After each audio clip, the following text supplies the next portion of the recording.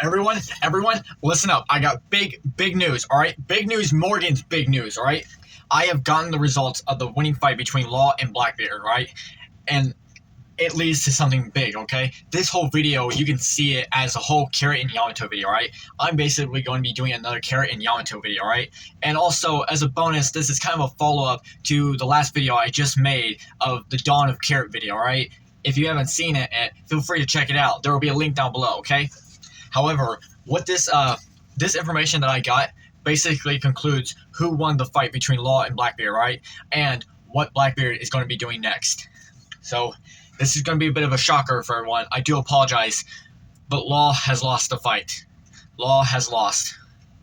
And it seems that what I stated in that video, for a quick recap, I basically mentioned that, it didn't make sense to me that, Law isn't like an idiot and stuff like that. So like him having like copies of the road Poneglyphs so easily stashed away or on his submarine didn't quite make any sense to me. However, I thought to myself, well, wait a minute. What if by chance Law doesn't have the actual copies of the Poneglyphs, but he does have Viva cards to these locations, okay? And now that, with Kaido being gone and stuff like that, and, with the two Minx leaders and stuff like that, the two strongest Minx leaders, Inarashi and Nakamushi, no longer being there to protect Zoe, and they let Zoe in the charge of the youngsters and stuff like that, you have to stop and think, are they prepared for what's to come? So it seems that Blackbeard has won the fight. He has found two Viva cards to Zoe and Wano. He has split up his team to go to Zoe and the other one to go to Wano. However, this is even shocking, but Blackbeard himself is going to go after someone personally. He is personally going to go after someone. Who this person is, I have no idea, okay? So, let me go over the team that's supposed to go to Zoe and the team that's supposed to go to Wano, okay? Alright, so for Team Wano, we have Songjon Wolf, Vasco Shutt, Lafite, Jesus Burgess, and Shiryu have all been sent to Wano to capture the road Poneglyph, and it also seems that they're also in charge of capturing Pluton. Next, we have Zoe, and the team Zoe is supposed to be Kuzan, Ban Augur, Katarina Devon, Doc Q with Stronger, and Avilo Pizarro have all been sent to Zoe to capture the road Poneglyph. Now, why Blackbeard is personally going to go after this third person, whoever this person may be, I have no idea, right? Like, this person is a complete mystery, right? But yes, this is basically insane, alright? And the fact that this information that is basically just came out and is given to me is insane. And the fact that I am trusted to get this information to you guys really shows that I am there for the support to let you guys know when something big is about to happen. So let's go over the troubles of this and stuff like that. So first we'll start with Wano and stuff like that, okay? When we last left Yamato and stuff like that, and this kind of makes sense when you think about it, right? When we left Wano and stuff like that, Yamato gave like a really dumb excuse, right? And that's not to say that her desire to be like Odin is dumb, but what she basically stated that, the first thing she gave us was that she wanted to travel around Wano first, just like Odin did, because that's what Odin did. However, you got to keep in mind, Odin only traveled while Wano because he didn't want to stay in one spot, right? He had no way to get off Wano at the time, so he thought to himself, well, I just don't want to stay in one spot, so fine, as long as I don't have to be a leader and I don't want to stay in one spot, I'll just walk around until something happens. And that's basically how it was.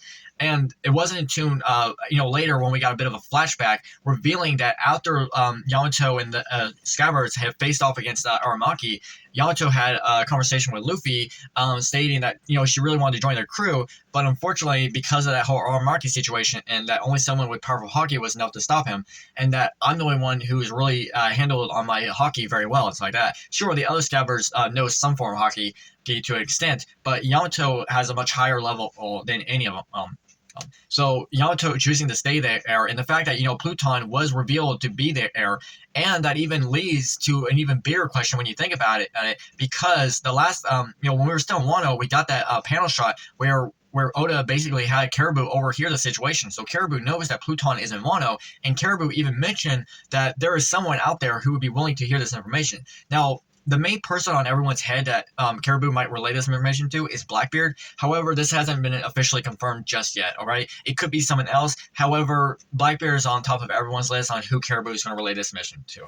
It could be someone else, but until then, let's just let our fan minds go wild and stick to whoever we think until Oda blows it up in our faces. All right, and you know it's kind of fun when you think about it, right? So yes, so it kind of makes sense when you think about it. That fact that Oda chose to leave Yamato there for that situation, almost like it's almost like it's like literally like spelling it out for us. Like it's like literally right there in our faces, even if we don't want to accept it. Right? You know, when Yamato kept saying over and over again, and that I'm going to join the Strike Crew, it's like that. We fans were so excited. We were so happy. We were willing to say yes, yes, yes. Come on along, Yamato. We're there, right? Come on along. Come with us. It's like we were cheering and cheering and cheering. And when Yamato said that I decided to change my mind, I'm not going to go yet, maybe someday later, it was a sad thing for us, right?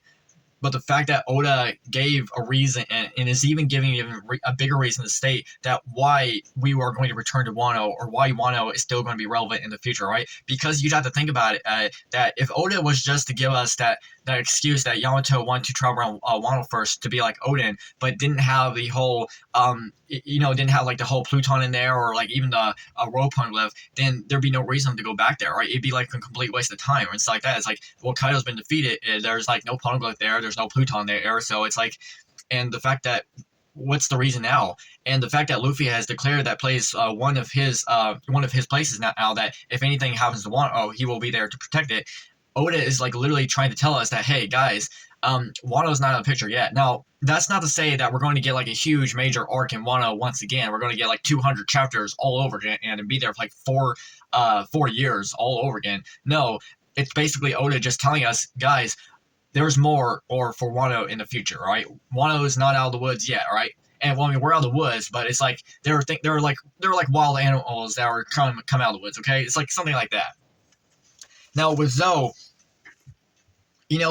when Nekomamushi Inarashi basically stated that they're choosing to stay in Wano, it's like that in order to help protect the new shogun. In a way, it kind of makes sense, and it always felt like it was something that was going to happen.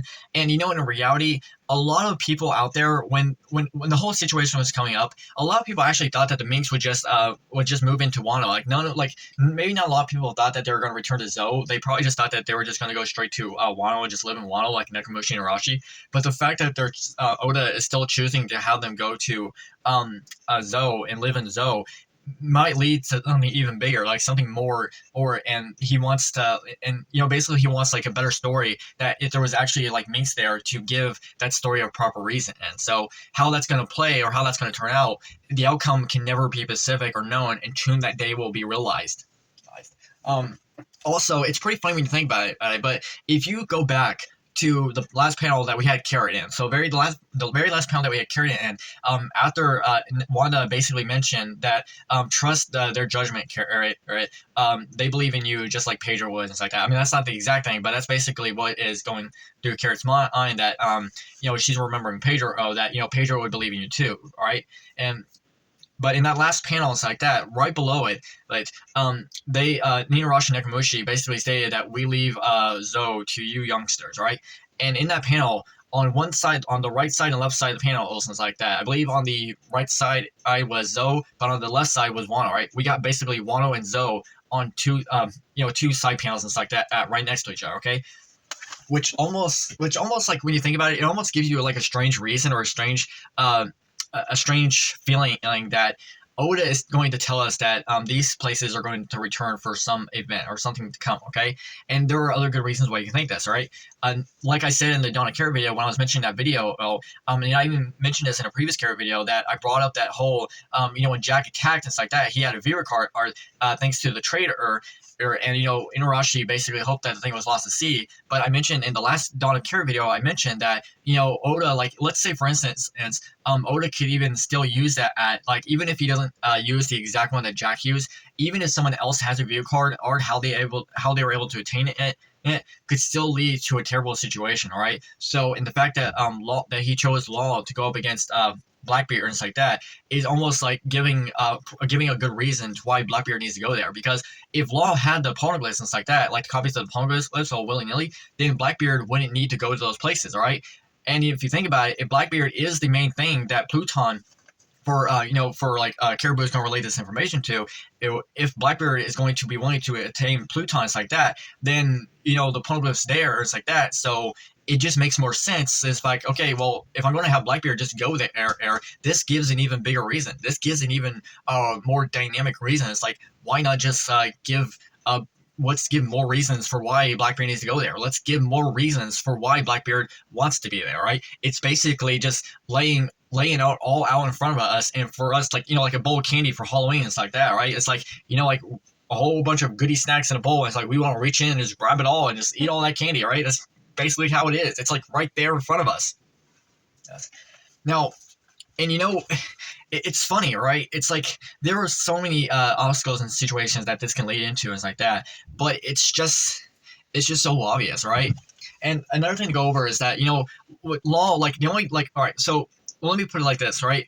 For both Zoe and Wano, Law was with Robin in those situations, right? Law was with the other strides along with Robin when they were seeing the one on Zoe and stuff like that, and Law was with Robin and when they found the one in Wano, right? Now the only one that Law was not with was the one in Whole Cake Island, all right? However, even Robin wasn't there as well, right? So Nami and the others had to get copies of the Poneglyphs and stuff like that. However, just like I mentioned necessarily, because Law was with Robin in those situations, and you'd have to think that Robin has had plenty of time to read the Poneglyph on Whole Cake Island, the copies of it, and she probably relayed and told Law what these basically stated or spelled or what they actually meant. Basically, it sort of tells us that well, now that I have this information, now I know what it's basically telling me. I don't really need these copies. It would be a bad situation that if we're ever attacked and someone attained these, so the safe place for them to be is to be gone on. But for my mind to basically have basically have the relay of it, all right? But then a lot of people would be arguing, well, wait a minute, he's got pudding on his crew now, so what's to stop him from using pudding to obtain his memories, right? And that could be possible as well, right? That could work, all right? But keep in mind, Law has learned a lot during his fights with Big Mom and stuff like that. So Law would probably have a much level of hockey and stuff like that. So the chances of using pudding to rely on that situation to attain Law's memories might not work so fundamentally well, because Law's hockey might be able to negate that ability. Not like necessarily negate like Blackbeard, but it might like cause like a damaged film structure, right? Like there might like maybe some block spots would cause like Law would be able to use his hockey to cause some block spots on her memo abilities like that. Now, is that me accurately saying that's going to 100% be true? No, but I feel like if Oda could state that, I feel like it could actually make sense. Okay, so yeah, thinking about it, it's just I feel like the fact that Oda is like, and even like when Carrot, like when he didn't give us a good reason why Carrot's leaving, it's like that, and Carrot not being ready for this kind of position and to be the leader of Zoe is almost like, it's funny, but it's almost like Oda is like literally telling us that I have to get them back to air because I need them to face off against Blackbeard and stuff like that. So which gives me a proper reason to state that they're going to lose the fight, right? They're going to lose, and they're going to need to find Luffy, right? Carrot and Yamato are basically going to go out there, and they're going to have to try and find Luffy and the crew, reunite with them, and ask them for help, right? Which will then lead into probably the actual final battle of all time. It's like that. Then it's going to be all for nothing at this point in time. So, yeah. So I am. Look, am I saying 100% actually that this is going to be the case? No, but I am willing to say that I can see the evidence. I can see the support, okay? And I am there for it all the way. Okay? So, yeah, that's pretty much all I have for this video. It's like that. Yeah, and, Carrot and Yamato, two of the best two of the best newest female characters that we have ever received and gotten, like that. And I'm still there, hoping for the day that they can be Strike Crew. Bringing Yamato, and letting her like write down the journeys and travels of the strides and stuff like that, feels like a good thing for her. And having Carrot come in, and like there's enough reasons to even state why Carrot could still be considered a great lookout, right? And it's funny when you think about it, right? I've mentioned this in so many past videos that it's funny that Oda has been literally giving us so many Carrot nods for some reason, like in every single chapter, right? It's like every single chapter you look at it, there's always been some kind of connection to Carrot, or in some way. I mean, you just gotta look for it, right? It's almost like Oda is like literally telling us that their journey is not over yet, all right? Their journey is only just the beginning. And you know what? I can believe it. So yeah, here's hoping today that both Carrot and Yamato will eventually return, right? Right, so I am all there for it, okay? I really am. What happened? Hey! Who turned out the lights? You guys hear that?